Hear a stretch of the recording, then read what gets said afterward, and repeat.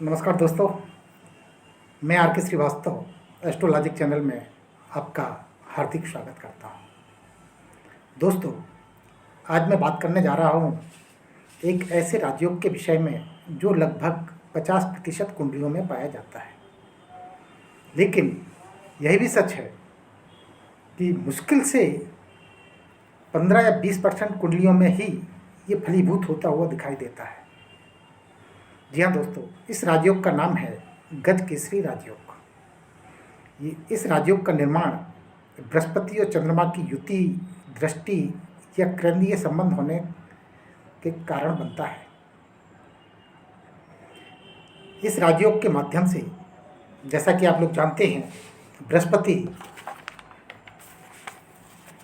शिक्षा, व्यक्तित्व, विद्या, संतान, सुख, धन, कर्म, लाभ, भाग्य, शासन द्वारा सम्मान आदि का कारक है। इसी प्रकार से चंद्रमा आपकी मानसिक स्थिति, मानसिकता तथा सुख का प्रमुख कारक है। और जब ये दोनों चीज़ें मिलती हैं तो आपको इन सब जिन चीज़ों के ये कारक हैं, अपने जीवन में उनका प्रभाव सामान्यतः ही मिलने लगता है। यानी कि अगर कहा जाए कि कम प्रयास से अधिक सफलताएं या अधिक अर्जन होने लगता है।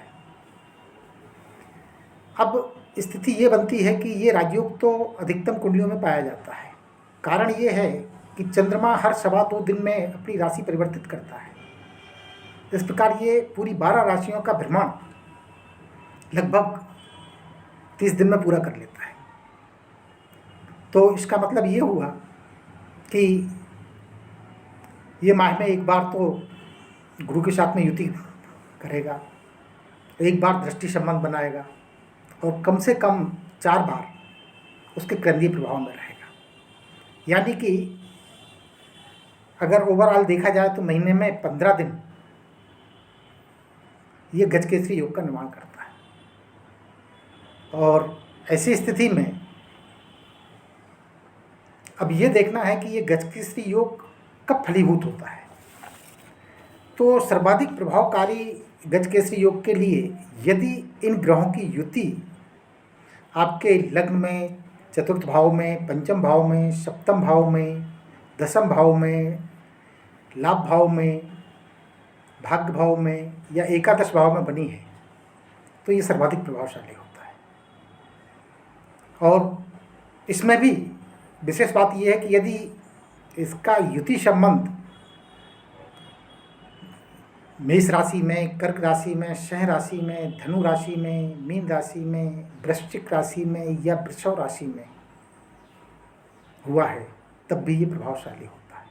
अब इसमें 2 चीज़ें देखने लायक है कि जिन राशियों की मैंने आपसे बात कही है और जिन भावों की बात कही है, ये राशियां भी अगर उन्हीं भाव में हैं तब तो ये सोने में सुहागा का काम करता है। और यदि ये राशियां भी षष्ठम भाव, अष्टम भाव या द्वादश भाव या पराक्रम भाव इत्यादि में पहुंच जाती हैं तो ये उतना प्रभावशाली नहीं होता है। इस योग को बनने में एक सबसे बड़ा कारक ये भी है कि दोनों ही ग्रहों की, यानी बृहस्पति की और चंद्रमा की अंशबल ये कितने बली हैं ये भी देखना चाहिए। इसके साथ साथ में अंश बल के साथ साथ में ये जो है मित्र ग्रही हैं, स्वग्रही हैं, उच्च के हैं, मूल त्रिकोण में हैं, इस भाव का भी ध्यान रखना पड़ता है। यदि ये शत्रु राशि में हैं, नीच राशि में हैं या षष्टम, अष्टम या द्वादश में हैं तो ये या ऐसा गजकेसरी योग आमतौर पे निष्प्रभावी होता है। तो दोस्तों, गजकेसरी योग के लिए ये भी देखना पड़ता है कि आप किस लग्न में आपका जन्म हुआ है। जैसे आपका जन्म यदि बृहस्पति और चंद्रमा के मित्र ग्रहों की लग्न राशि में हुआ है तो ये आपको ज़्यादा सार्थक फल देगा। और यदि उनकी शत्रु राशि में या नीच राशि में हुआ है तो निश्चित रूप से ये आपको जो है उतना अच्छा फल नहीं दे पाएगा।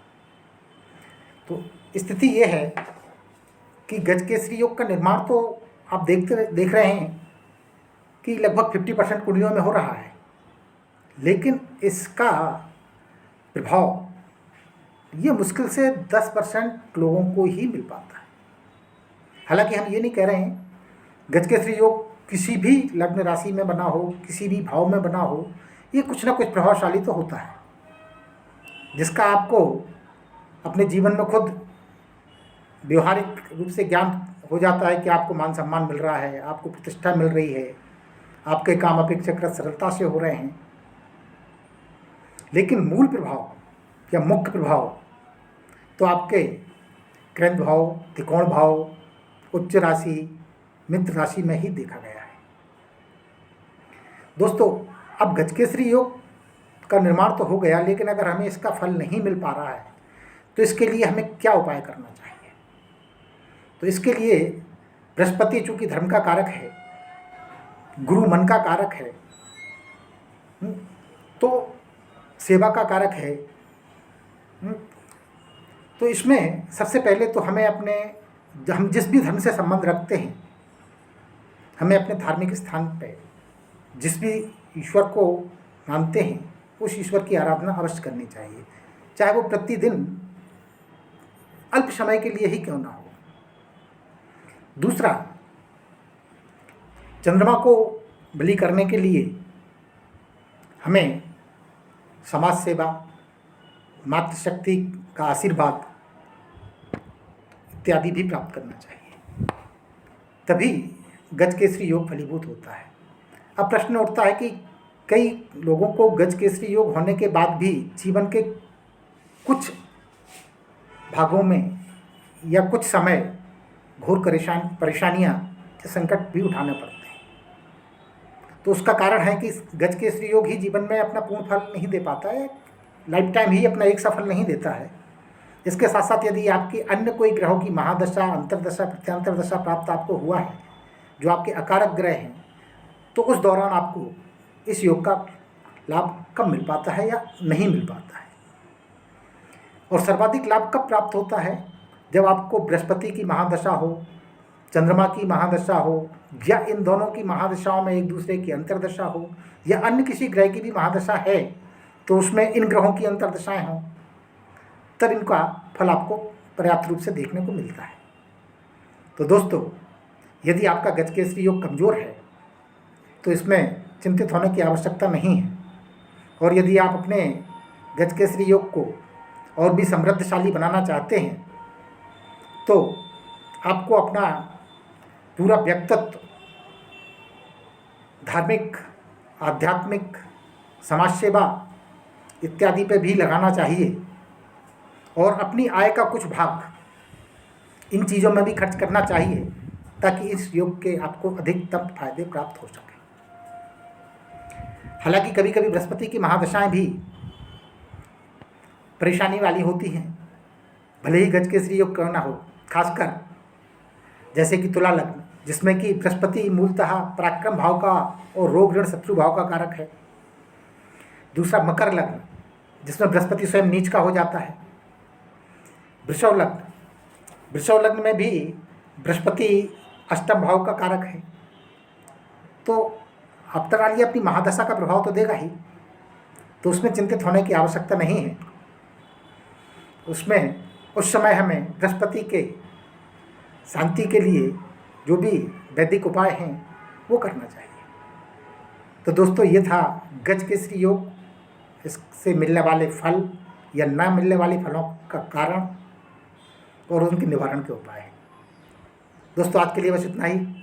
अगले वीडियो में मैं फिर आपके समक्ष किसी अन्य विषय को लेकर हाजिर होऊंगा।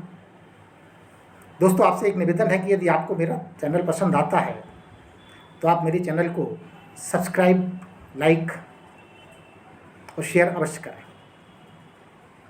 साथ साथ यदि आप मुझसे कंसल्टेंसी प्राप्त करना चाहते हैं तो मेरे YouTube चैनल पे जो नंबर दिया है, आप उस नंबर के माध्यम से मुझसे संपर्क कर सकते हैं। तो दोस्तों, आज के लिए बस इतना ही। धन्यवाद। नमस्कार।